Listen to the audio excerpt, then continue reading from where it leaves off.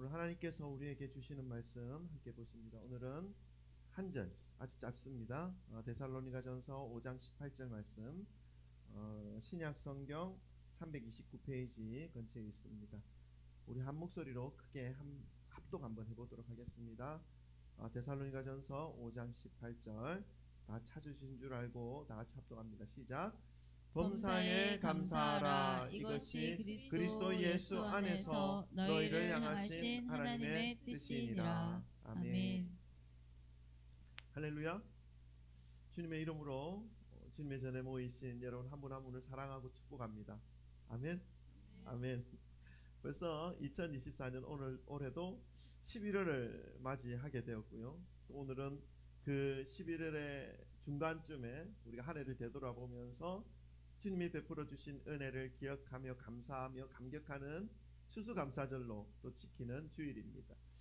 여러분, 이렇게 한 해 한 해를 은혜로 채워주신 우리 하나님께 우리 모든 성도님들과 함께 이렇게 예배를 드릴 수 있다는 것, 이 감사의 예배를 드릴 수 있다는 것이 얼마나 큰 기쁨이고 얼마나 큰 감격인지 모르겠습니다. 조금만 더 많은 분들이 함께 하실 수만 더 있다면 더 큰 감격과 감사가 될 텐데 조금 아쉽지만 그래도 하나님이 베풀어 주신 그 1년 안에 1년간 베풀어 주신 그 은혜를 생각만 하는 것으로도 너무나 큰 은혜요 감사라는 사실을 고백할 수가 있습니다. 이번 추수감사절을 맞이해서 우리는 교회에서 시루떡 2마리를 이제 해서 절반 한 마리는 들어오는 길목에 부동산과 상점들에게 금요일날 미리 기쁨과 감사를 나누었습니다. 오늘은 그 절반 또 한 마리를 우리 성도님들과 함께 또 가까이 주변 우리 교회 가까이 주변에 있는 가정들에게 나누어 줌으로 우리 추수의 감사를 함께 나눌 그런 시간을 가질 것입니다. 또 우리 오늘 예배 이후에는 우리 성도님들과 또 감사의 마음으로 기쁨의 마음으로 우리 성찬을 거행하고 난 이후에 바베큐를 또 마당에서 하려고 합니다. 뭐 이런 것들을 하는 이유가 하나님이 베풀어 주신 그 은혜 안에서 우리가 한 가족 되었고 한 지체 되었다라는 사실이 너무 감사하고 너무 기쁨이 되기 때문에 이런 어떤 식탁의 교제, 감사의 교제를 할 수 있는 것이죠. 사람의 많고 적음에 따라서 이렇게 하는 것이 아니라 우리가 우리의 마음을 하나님이 주신 그 마음을 표현하는 것이기 때문에 다 함께 기쁨으로 같이 하셨으면 좋겠습니다. 오늘도 우리가 말씀을 받기 전에 인사부터 해야 되겠죠? 사랑합니다. 축복합니다. 잘 오셨습니다. 할렐루야. 네, 찾아가셔서 악수도 하시고, 네, 아멘. 사랑합니다. 축복합니다. 잘 오셨습니다. 네네. 오늘 그렇죠. 감사합니다.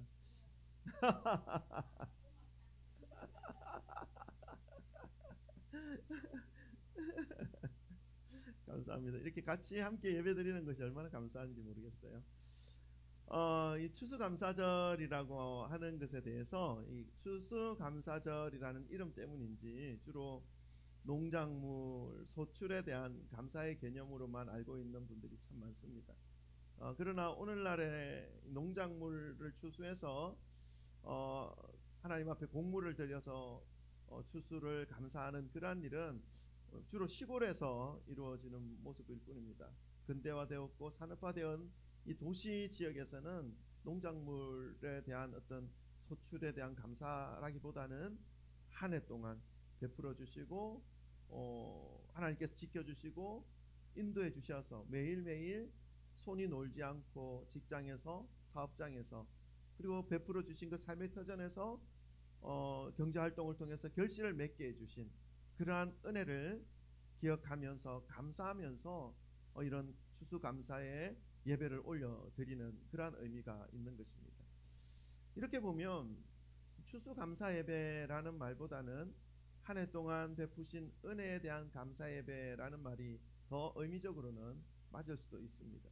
그렇지만 여러분, 산업이 많이 발전하였고 시대가 바뀌었다고 해서 이 성경에서 말씀하시는 추수감사에 대한 예배, 추수감사에 대한 의미와 추수감사에 대한 모습을 우리가 잃어버려서는 안 될 것입니다. 추수감사 예배에 대해서 성경에서 어떻게 찾아볼 수 있는가 하면요, 인류가 맨 처음 만들어지고 난 이후에 죄를 짓고 그 죄로 인해서 아담과 하와의 그 죄로 인해서 에덴 동산에 쫓겨난 그 이후에 인간들이 살아가는 그 삶의 과정을 창세기는 담고 있죠. 근데 그 창세기 4장에 인간들이 처음으로 하나님 앞에 제사를 드리는 그러한 모습이 나타납니다. 두 사람의 제사 드리는 모습을 설명하고 있습니다. 가인이 드린 제사, 아벨이 드린 제사. 그런데 이 두 제사 중에 한 사람의 제사는 하나님이 기쁘게 받으셨고 한 사람의 제사는 하나님이 받지 않으셨다라는 내용을 담고 있는 것이죠. 가인의 제사는 하나님이 받지 않으셨습니다. 아벨의 제사는 하나님이 받으셨습니다. 그런데 이 두 제사의 차이점은 무엇이겠습니까? 성경에서 가인이 드린 제사에 대해서 땅의 소산으로 제물을 삼아 여호와께 드린 제사라고 표현하고 있습니다. 반면에 아벨이 드린 제사에 대해서는요, 양의 첫 새끼와 그의 기름으로 드린 제사라고 설명하고 있습니다. 이 설명상으로는 이 드린 제물의 종류의 차이밖에 나타나지 않습니다. 그러면 여러분, 이 설명만 놓고 본다면 하나님은 하나님께서 받으시고 받지 않으시고 하는 차이가 예물의 종류에 달려 있는 것인가요? 하나님은 뭐 양의 첫 새끼 고기로 드린 예물은 받고 땅의 소출 식물로 드린 제물은 받지 않으시고 이런 차이겠습니까? 그럼 그렇게 이해를 한다면 하나님을 또 오해합니다. 너무 이상한 거죠. 우리가 하나님을 어떻게 알고 있습니까? 하나님은 사랑의 하나님, 공평의 하나님, 인애와 긍휼의 하나님, 하나님의 속성입니다. 그런데 곡물로 드린 예배는 안 받고 뭐 고기로 드린 예배는 받고, 이거는 하나님이 사랑의 하나님이 아니지 않습니까? 공평히 하신 하나님이 아니지 않습니까? 직업이 농부일 수도 있고 뭐 목축을 하는 그러한 직업의 사람일 수도 있는데 그 사람의 상황에 맞게 하나님의 드리는 그러한 예물을 어떤 건 받고 어떤 건 안 받는다는 것은 하나님의 속성이 맞지 않습니다. 하나님 그렇게 하시는 분이 아니라는 것입니다. 좀 더 다른 이유가 있다는 것이죠. 이 이유에 대해서 히브리서 11장 4절에는 이렇게 설명하고 있습니다. 히브리서 11장 4절 우리 한번 읽어볼까요? 다 같이 읽습니다. 시작. 믿음으로 아벨은 가인보다 더 나은 제사를 하나님께 드림으로 의로운 자라 하시는 증거를 얻었으니 하나님이 그 예물에 대하여 정언하심이라. 그가 죽었으나 그 믿음으로써 지금도 말하느니라. 아멘. 그렇습니다, 여러분. 성경은 단순합니다. 우리의 신앙도 단순합니다. 가인과 아벨의 제사의 차이는 뭐냐면 그 가운데에 믿음이 있었느냐 없었느냐 하는 것입니다. 무엇에 대한 믿음입니까? 하나님이 기뻐 받으시느냐 하나님이 기뻐 받지 아니하시느냐 하는 그러한 인식입니다.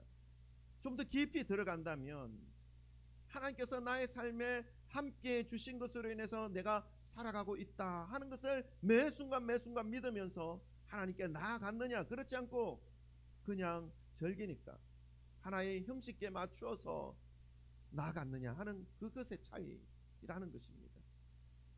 가인은 땅의 소산물로 하나님께 예배를 드렸습니다. 제사를 드렸습니다. 그러나 그 행위 가운데 믿음에 대한 언급은 없습니다. 형식적이라는 것이죠. 마지못해 절기가 되었으니까 형식적인 의식적인 그 행위와 제물을 하나님께 올려드린 것입니다. 그러나 아벨은 어떻습니까? 하나님에 대한 진실된 그 인식 속에서 하나님께 가장 귀한 것을 올려드리는 제사를 드렸습니다. 살아계신 하나님께 제물을 바쳤다는 것입니다. 하나님께서 지금 지켜보고 계신다는 것을 인식하면서 가장 이쁘고 가장 깨끗하고 가장 흠없는 양의 첫 새끼와 그의 기름을 정성껏 잡아서 하나님께 제물로 올려드립니다. 여러분, 정성이 느껴지지 않습니까? 그러나 성경은 그 두 제사의 모습에 대하여 상세하게 구체적으로 기록하고 있지 않습니다. 신약에 와서야 히브리서 11장 4절에 이렇게 설명을 해주고 있는 것이죠. 중요한 것은 무엇입니까? 믿음이라는 것입니다. 믿음으로 아벨은 가인보다 더 나은 제사를 하나님께 드렸다. 그것으로 인해서 의로운 자라 하시는 증거를 하나님이 제물을 받으심으로 얻었다 말씀하고 있습니다.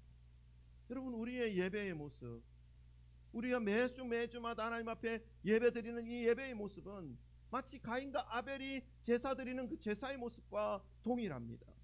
형식적으로 나갈 것인지, 아니면 지금 나를 지켜보고 계신 하나님 앞에 매순간 살아온 그 일주일의 그 삶을 가지고 그 하나님 앞에 정성껏 나의 삶을 드리는 그러한 예배를 드리는지 우리가 한번 돌아보아야 할 것입니다. 추수감사절의 의미를 성경에서 찾아볼 수 있는 그 첫 번째 모습은 가인과 아벨의 제사의 모습에서 찾아볼 수가 있습니다. 또 찾아볼 수가 있지요. 그것은 이제 출애굽을 하고 난 이후에 이스라엘 백성들이 지키는 절기 속에서 찾을 수가 있습니다. 유월절을 통해서 애굽을 탈출하였고, 그리고 오순절을 맞이하면서 마지막에 한 해를 마감하는 그 늦가을에 초막절을 지킵니다. 그 중에서 이 초막절이라는 그 절기가 이 추수감사절에 해당되는 절기의 의미가 있습니다. 초막절이 뭐냐면 이스라엘에서 이제 농사가 다 끝나는 그러한 늦가을 경에 40년간 하나님께서 이스라엘 백성들을 광야에서 이끌어 주신 그 기간들을 기억하면서 하나님의 돌보심, 인도하심을 기억하면서 실제로 이스라엘 백성들은 광야에서 초막을 지어 살아갑니다. 일주일 동안, 7일 동안 광야에서 초막을 짓고 초막에서 생활하면서 먹고 입고 자고 하는 모든 행위를 광야에서 지냅니다.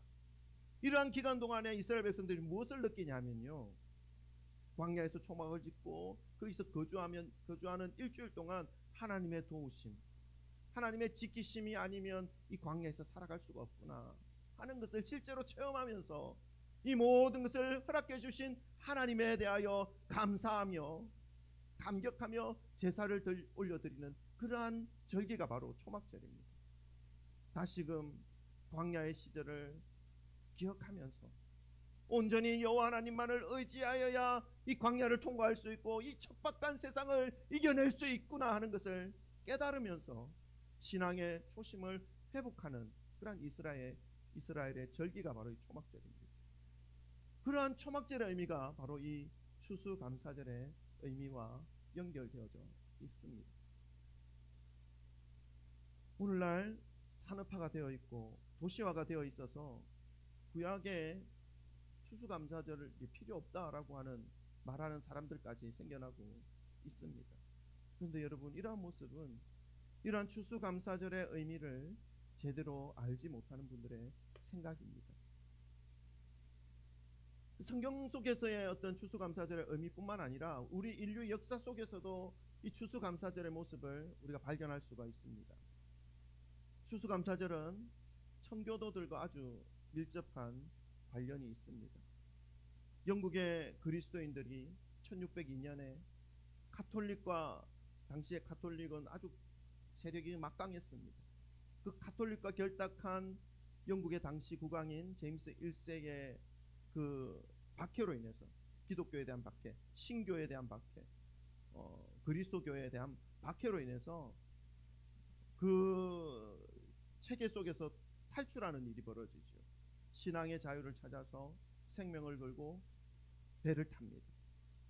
당시에 이제 영국과 프랑스와 유럽 등지에 옮겨가면서 화물을 운반하였던 그러한 배들이 있었습니다. 그 배 중에 메이플라워호라고 하는 이 화물선, 상선입니다. 그 상선의 배를 타고, 여러분, 여객선이 아닙니다. 얼마나 불편하겠습니까? 물건 실으는 배인데 안락함이 없습니다. 그 어느 한 모퉁이에 낑겨서 영국을 탈출하여 신앙을 찾아서 탈출한 사람들이 있었습니다. 하나님을 향한 바른 신앙을 세울 수 있는 그러한 세상, 신대륙을 향하여 출발하였습니다. 9월 16일 날, 1602년 9월 16일 날 출발한 그 배는 한 3개월 정도, 100일 정도의 항해를 한 끝에 한 미국의 한 대륙의 한 모퉁이에 이르게 됩니다. 12월 21일 날 미국의 매사추세츠 플리머스 항에 상륙하죠. 추위와 배멀미로 항해 중에 죽어간 사람들이 있었습니다. 그리고 신대륙을 밟았지만 풍토병 같은 것으로 죽어가는 사람들도 생겼습니다. 거의 절반 정도의 사람이 죽고 이제 절반 정도 살아남았습니다. 그들은 그 원주민들에게 농사를 배워서 다음에 가을에 첫 해 곡식을 거둬들입니다. 이 청교도들은 수많은 죽음의 위기를 맞이하였지만 그 모든 상황 속에서 주님이 지켜주신 것과 인도해 주신 것과 은혜를 베풀어 주셔서 풍성한 소출을 얻게 해주신 것을 하나님이 해주셨다라고 믿고 감사 제사를 올려드렸습니다. 그리고 그 베풀어 주신 은혜에 대하여 하나님께 예배를 드린 것이죠. 이것이 추수감사절의 역사적인 유래가 된 것입니다.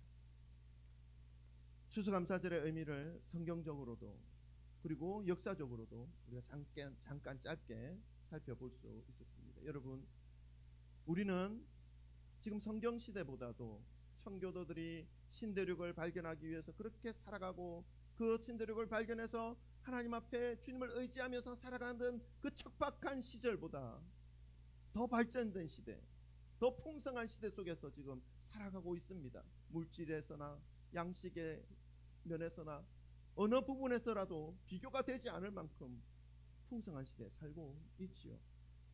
그렇지만 그들과 비교해서 부족한 것이 있습니다. 무엇이겠습니까? 감사입니다. 감사하는 마음입니다. 그들은 혹독한 현실 속에서도 생과 사가 넘나드는 그러한 현실 속에서도 작은 것 하나에도 큰 감사로 하나님께 나아갔습니다. 그러나 오늘을 살아가고 있는 우리들의 모습 속에는 그때와는 비교할 수 없는 번영을 누리고 있음에도, 물질적 혜택을 누리고 있음에도 불구하고 감사의 마음이 조금씩 더 줄어들고 있는 이유가 있습니다. 무엇이겠습니까? 그것은 하나님이 그 마음에 없기 때문입니다. 하나님이 그 마음에 있는 사람은 어려움 속에서도 주님이 주시는 힘으로 그 어려움을 극복하며 이기게 하시는 하나님이 계시다라는 사실을 기억하며 감사할 수 있는 것입니다. 그러나 하나님이 없는 사람은 모든 것을 가지고 있는 중에도 뭔가 조그만한 부족한 것이 발견되면 그것으로 인해서 기분이 나빠지는 것이죠. 그것으로 인해서 불만과 불안이 표출되어지는 것이죠. 여러분, 깊어져가는 이 가을 한 시점에 우리가 서 있는데 이 가을에 감사의 마음을 더 품으시기를 바랍니다. 이 감사의 마음을 더 품을 수 있는 것은 뭐냐 하면 하나님을 더 많이 소유하셔야 한다는 것입니다. 하나님으로 인해서 더 감사하시기를 주님의 이름으로 축원합니다. 하나님이 베풀어 주신 것들을 생각해 보면요, 감사할 것이 너무너무 많다는 것을 알 수 있습니다. 오늘 본문 말씀에서도 주님이 주신 은혜를 품으면 언제 감사할 수 있다고요? 범사에 감사할 수 있다. 범사가 뭡니까? 모든 일에 감사할 수 있다는 것입니다. 이 모든 것에 감사드리는 이 감사는 그 사람의 인격이 아주 높은 수준으로 성장하고 성숙하여서 그렇게 할 수 있는 것도 아니고요, 실제로 부족한 것이 하나도 없어서 범사에 감사할 수 있는 것도 아닙니다. 어떻게 감사할 수 있냐면요, 오직 하나님의 뜻이 감사하는 것에 있다라고 하는 것을 알고 있기 때문에, 이 감사하는 것이 나를 향하신 하나님의 뜻이라는 사실을 알고 있기 때문에, 주님을 의지할 수 있기 때문에, 주님을 의지한다면 무엇입니까? 주님이 모든 일에, 나의 삶의 모든 일에 함께 해주실 수 있다는 것을 믿기 때문에 감사하는 것이죠. 그래서 범사에 감사할 수가 있는 것입니다. 하나님을 믿지 못하면요, 하나님이 내 삶을 돌보지 않는다, 돌보시지 않는다라는 그러한 어떤 두려움과 불안함에 쌓이면요, 범사에 감사할 수가 없어요. 가진 것에 대해서는 어느 정도 감사할 수 있지만 내가 못 가지고 내가 결핍되어져 있는 부분에 대해서는 감사하기가 너무너무 힘듭니다. 왜냐하면 내 힘으로 그걸 채워야 되니까요. 너무 힘든 것이죠. 그러나 나의 모든 것을 하나님이 함께 하시고 내가 주님을 붙잡고 있고 나와 주님이 함께하고 있다는 사실을 믿고 나아간다면 부족하여도 주님이 채우실 것을 인식하기에 그 부분까지도 감사할 수 있는 마음이 되는 것입니다. 인간적으로 보면 감사할 조건, 감사할 이유가 잘 보이지 않는데 말씀해 보니까 범사에 감사하라 라고 하는 것이 마치 억지로 감사를 강요하고 있다는 느낌이 들 때도 있습니다. 그렇다면 여러분, 하나님께서 이런 억지 감사를 강요하고 있는 것일까요? 그렇지 않다는 것을 알고 있지 않습니까? 하나님은 억지로 강요하지 않습니다. 감사를. 그리고 우리의 삶이 감사의 조건이 없는 듯 보이지만 우리의 마음을 열고 다시 한 번 더 주변을 돌아보며 살피면요, 감사의 조건이 하나씩 보이기 시작합니다. 방금 전에도 말씀을 드렸던 것처럼 하나님을 더 많이 품고 하나님을 더 많이 생각하고 하나님과 함께 살아가게 되면 너무나 자연스럽게 범사의 모든 부분에 감사의 마음이 솟아나게 되는 것이죠. 범사에 감사할 수 있는 유일한 이유가 무엇입니까? 범사에 주님이 함께 해주신다는 것을 믿는 그 믿음으로 감사할 수가 있는 것이죠. 지금까지 살아온 것도 너무너무 감사합니다. 저에 대한 얘기입니다. 그리고 또 주님이 열어주신 목회를 하면서 더욱더 감사의 마음을 깊이 많이 깨닫고 있습니다. 처음에 이제 개척을 하면 사람들이 많이 오실 거야 라고 생각하고 했지만 생각대로 잘 안 돼요. 그러나 그 순간순간 그런 가운데서도 하나님이 나를 인도하시고 우리의 목회를 이끌어 가고 계시다는 그 사실을 기억하고 있는 순간은 감사한 거예요. 그 과정을 통해서 나를 빚어 가시는 거죠. 나를 꺾으시는 것이죠. 나를 겸손하게 하시는 것이죠. 이것이 너무너무 감사한 것입니다. 모든 일에 범사에 하나님을 인식하는 그 마음으로 감사가 가득 채워진다는 사실을 기억하시기를 주님의 이름으로 축원합니다. 사랑하는 성도 여러분, 성경에서 말씀하시는 이 범사에 감사하라, 이는 너희를 향하신 하나님의 뜻이니다, 하나님의 뜻이니라 하는 이 말씀의 의미를 우리가 이 가을에 깊이 묵상해 보시기를 바랍니다.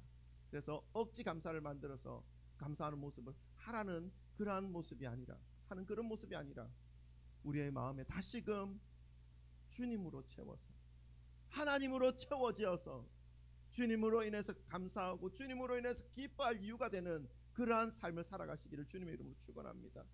그 마음으로 감사의 마음이 자연스럽게 고백되어질 수 있기를, 주님이 베풀어 주신 그 많은 은혜를 기억하며 일평생 살아갈 수 있기를 간절히 소망합니다. 혹여나 살다가 억지 감사를 만들어내려고 하는 생각과 마음이 마음속으로부터 나타난다면 여러분 점검해 보시기를 바랍니다. 억지 감사하지 마시고 내 마음이 지금 세상에 치우쳐 있는지 아니면 하나님의 은혜로 지금 체험받고 있는 삶을 살고 있는지를 점검해 보시기를 바랍니다. 그래서 다시금 매 순간마다 내 삶을 점검하고 내 마음을 점검하고, 그래야 해서 어떤 상황 속에서도 어떤 환경 속에서도 이 감사의 마음을, 감사의 자세를 잃어버리지 마시고 하나님이 기뻐하시는 겸손한 마음으로 감사하며 살아가시는 우리 모든 성진교회 성도님들 되시기를 주님의 이름으로 축원합니다. 기도하겠습니다. 오늘 주신